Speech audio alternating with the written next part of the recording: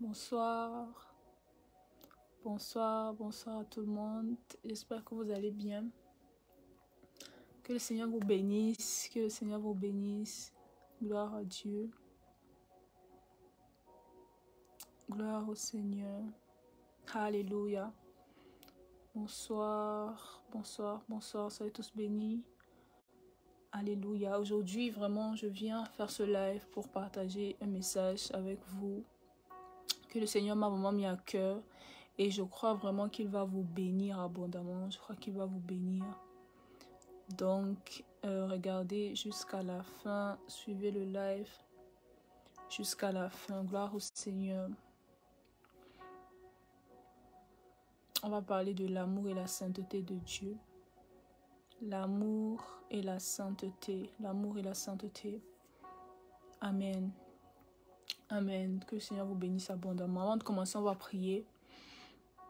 Pour recommander ce moment éternel, je te dis merci encore pour cette grâce que tu me donnes de partager ta parole. Je prie qu'elle puisse bénir, éternel mon Dieu, Papa, chacun d'entre nous, éternel. Je prie qu'au travers d'elle, ô Seigneur, Papa, tu puisses ouvrir les yeux, Seigneur. Tu puisses encore nous éclairer sur ton amour, sur ta sainteté, ô éternel, afin que nous puissions te connaître, Jésus, davantage et marcher selon ta volonté. Reçois en ce moment, Seigneur, toute la gloire, l'honneur, la majesté, au nom de Jésus. Amen, amen, amen, amen. Que quelqu'un peut juste écrire Amen. Gloire au Seigneur.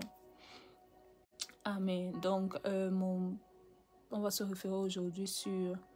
On va lire dans 1 Samuel, le chapitre 6, à partir du verset 13 à 19. 1 Samuel, le chapitre 6, à partir du verset 13 à 19. Les habitants de Beth-Shemesh moissonnaient les blés dans la vallée. Ils levèrent les yeux, aperçurent l'arche et se réjouirent en la voyant. Donc ici, c'est lorsque l'arche de l'Alliance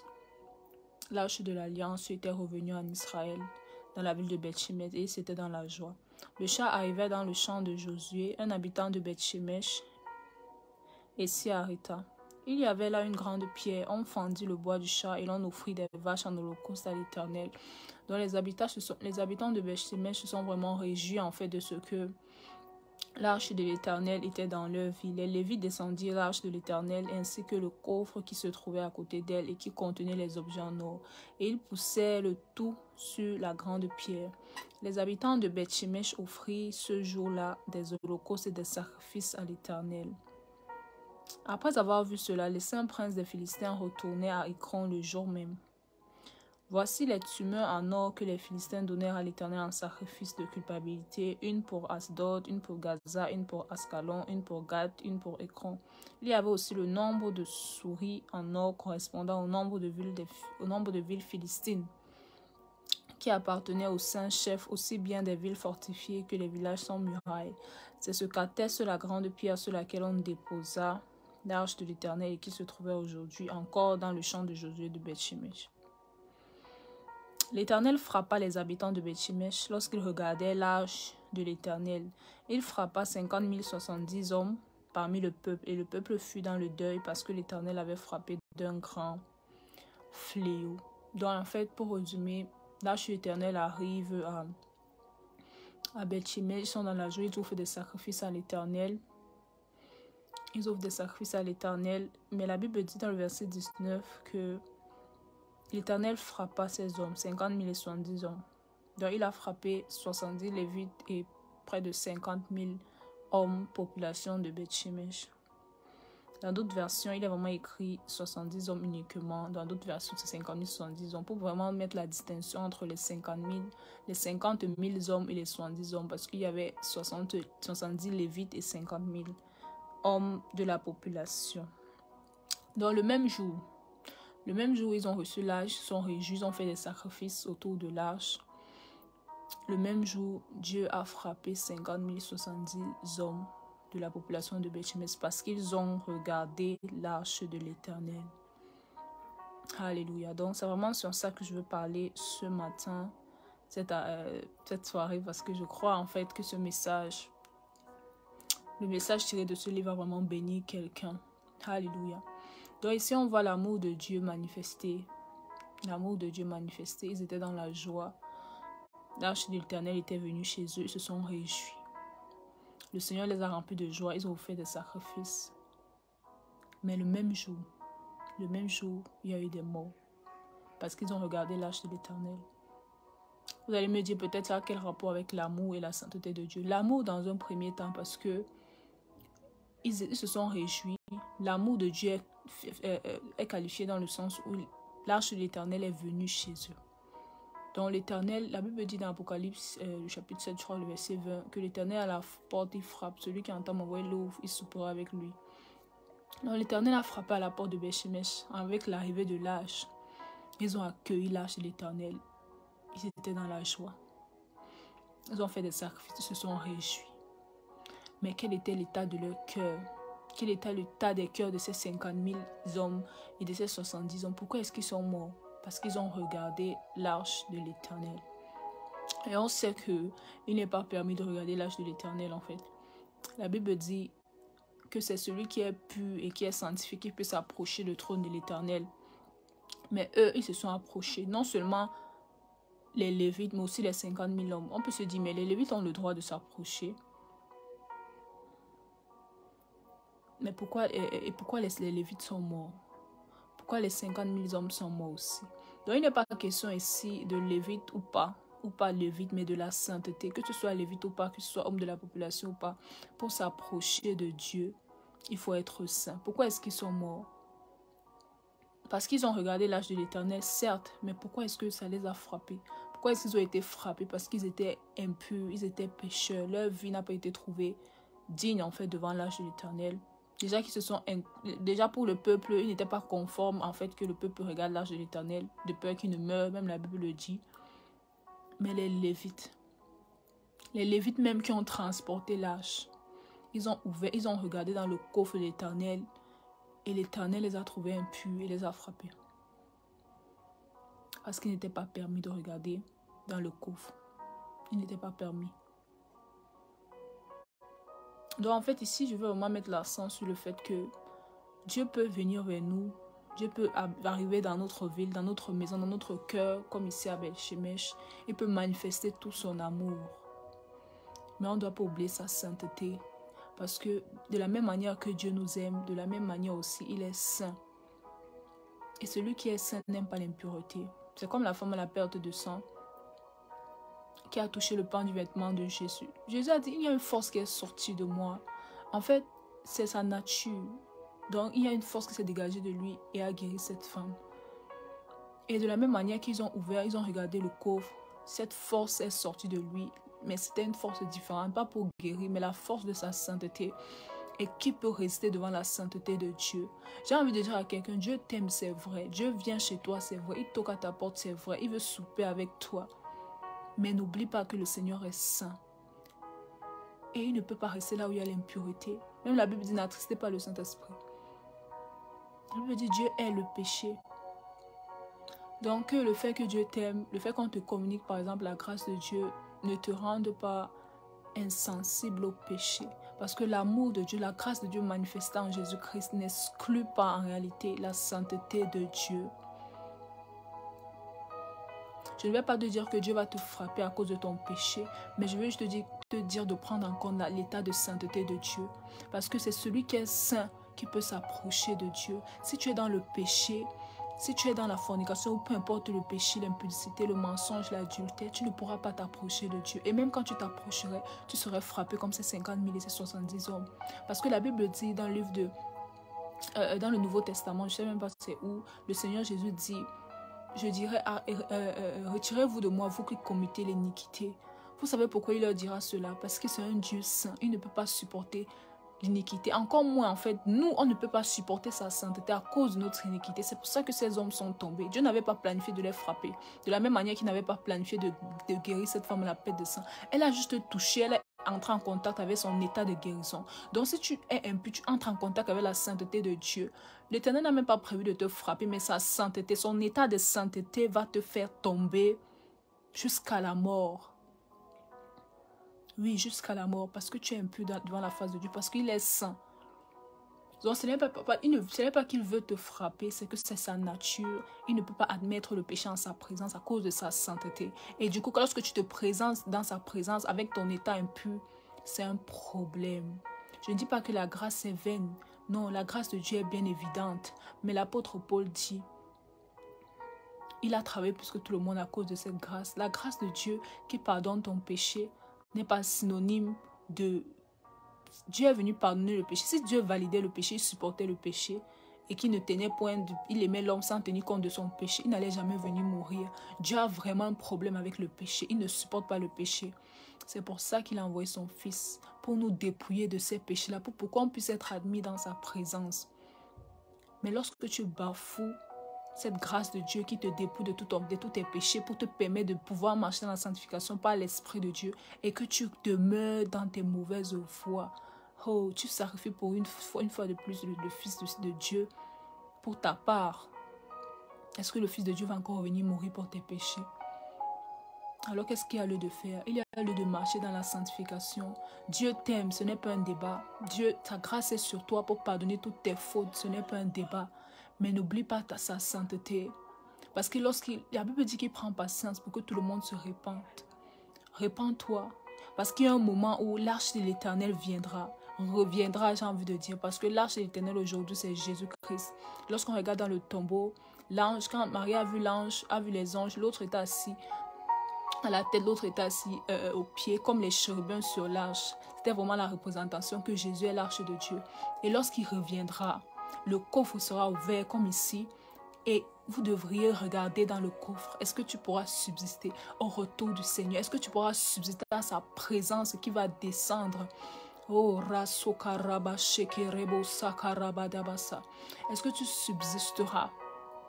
Est-ce que tu seras trouvé digne? La Bible dit que l'Esprit de Dieu nous perfectionne jusqu'au retour du Seigneur Jésus. Est-ce que tu laisses l'Esprit de Dieu te perfectionner, te dépouiller de toutes tes iniquités? Est-ce que tu demandes pardon à Dieu? Est-ce que tu te répands? Est-ce que tu viens en nouveauté de vie avec Christ pour te détourner de tes anciennes œuvres mortes? Oui, la vérité, c'est que le salaire du péché, c'est la mort. Mais la vie, le don gratuit de Dieu, c'est la vie éternelle. Alors, soit tu choisis la mort, qui est le salaire de ton péché, soit tu choisis le don gratuit de Dieu, qui est la vie éternelle par Jésus-Christ. Quand Jésus reviendra, le coffre sera ouvert, subsisteras-tu? Subsisteras-tu? Subsisteras-tu?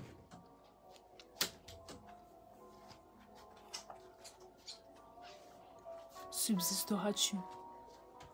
Donc j'ai vraiment envie en fait qu'on puisse réaliser et se rendre compte que Dieu nous aime et par son amour, il nous donne la possibilité d'être saints par Jésus-Christ. Ne bafoue pas le sang de Jésus. Marche dans la sanctification. Marche dans la sainteté parce que Dieu est saint. Dieu t'aime, mais il est saint. Donc fais attention. Et que les moments de joie, parfois aussi, le fait qu'on soit dans la joie, parfois aussi le fait qu'on soit dans la joie, en fait, on a l'impression, en fait, que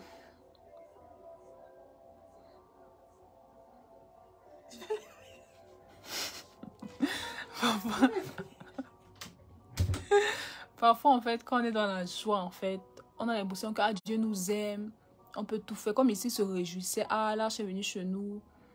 On a l'impression que Dieu nous aime, oui, c'est vrai, on est dans la joie. Mais que les moments de joie là ne te fassent pas oublier en fait que Dieu est saint. Parce que comme ici, ta joie peut se transformer en tristesse d'un coup. Ta joie peut se transformer en tristesse d'un coup. La Bible dit que heureux sont ceux qui sont... ceux qui pleurent parce qu'il essuiera leurs larmes. La Bible dit heureux ceux qui sont tristes parce qu'il leur redonnera de la joie.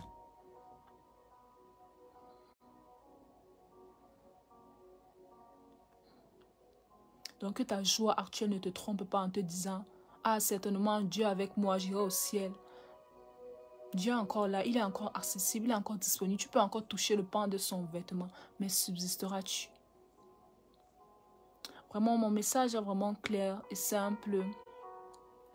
Lorsque tu es dans la joie, lorsque peu importe tes circonstances, peu importe ce qui t'entoure, parce qu'il y a parfois aussi c'est l'entourage. Tu te dis, ah, tout le monde pêche. Ici, tu pourrais te dire, ah, tout le monde est dans la joie, tout le monde regarde l'arche.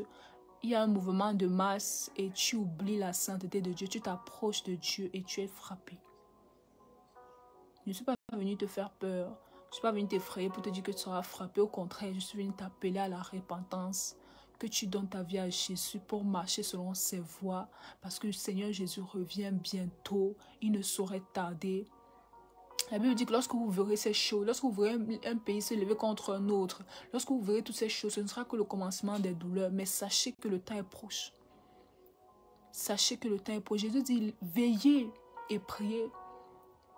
Beaucoup ici de pasteurs ou d'hommes de Dieu, vous dites, non, ce n'est pas cette année, ce n'est pas cette saison. J'ai encore beaucoup de générations, il y a encore beaucoup de générations après nous. Ce n'est pas maintenant que Jésus va revenir. Vous pensez que Jésus était fou d'écrire ça dans la Bible il y a combien d'années pour dire veillez et priez? Vous pensez que vous connaissez les temps et les circonstances mieux que lui ou que vous êtes plus informé que lui dans les temps et les saisons? Si ce n'était vraiment pas le moment, si ce n'était vraiment pas le temps, allait-il nous demander de veiller et prier? Pourquoi nous demanderait-il de veiller et prier si ce n'est pas maintenant qu'il doit venir? Est-ce une perte de temps que de veiller et prier? La Bible dit, vous ne savez ni l'heure ni le jour. Et le Seigneur a dit à ce sujet, veillez et priez parce que le Fils de l'homme viendra comme un voleur. Donc il est temps de se lever et de regarder sa vie conformément à la parole de Dieu pour se conformer, pour se préparer à l'enlèvement.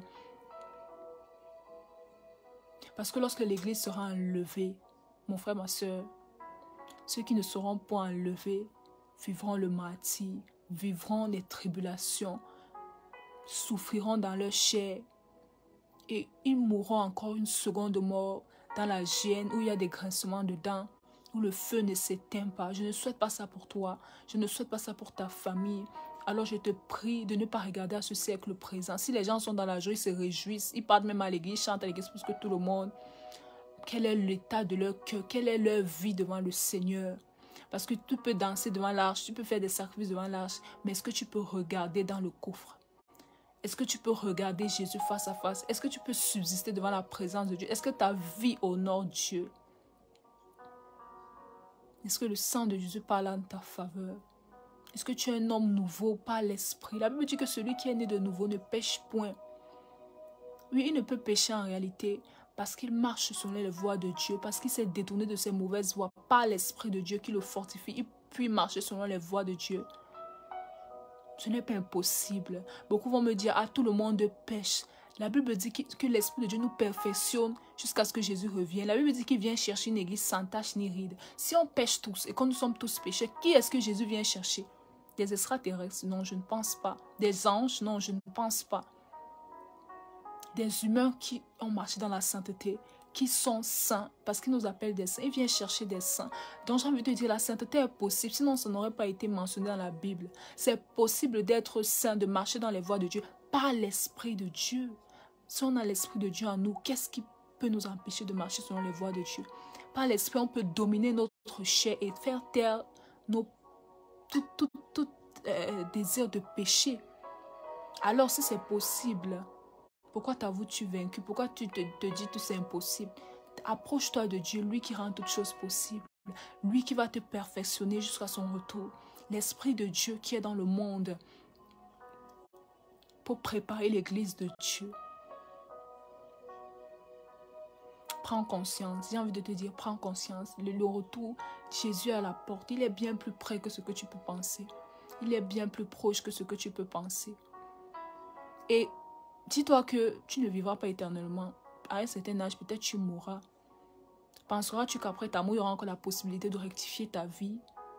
Non, tu attendras juste le jugement. Donc, établis pour toi la fin du monde, la fin de ta vie. Tu ne sais pas quand tu vas mourir.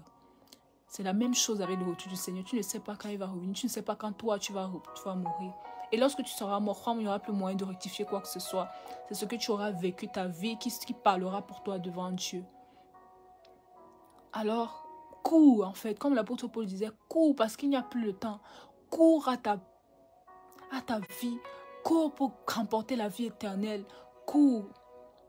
Qu'est-ce que ça entend devant la vie éternelle? C'est peu de choses. Ce monde, c'est peu de choses. La convoitise de ce monde, c'est peu de choses. Il y a la vie en Jésus-Christ, la vie éternelle en Jésus-Christ.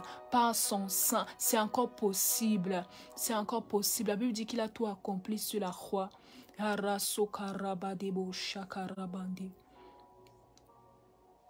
Si tu ne connais pas Jésus-Christ, si tu te dis, ah moi j'ai entendu parler de Dieu, je n'ai aucune idée, tu as encore la possibilité de donner ta vie au Seigneur Jésus. Il y a la possibilité de changer le cours des choses, de changer ton avenir et ton éternité. Accepte juste le Seigneur Jésus comme ton Seigneur Sauveur. Dis-lui, je t'accepte cet après-midi comme mon Seigneur, mon Sauveur personnel. Envoie-moi ton esprit pour m'aider à marcher en nouveauté de vie avec toi.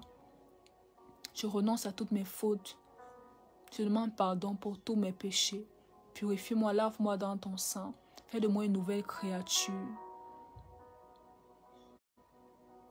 Et viens me prendre, Seigneur Jésus, lorsque tu reviendras. Parfaire-moi. Rends-moi parfaite pour ton avènement. Gloire à Dieu. Que le Seigneur te bénisse abondamment, toi qui as suivi ce live.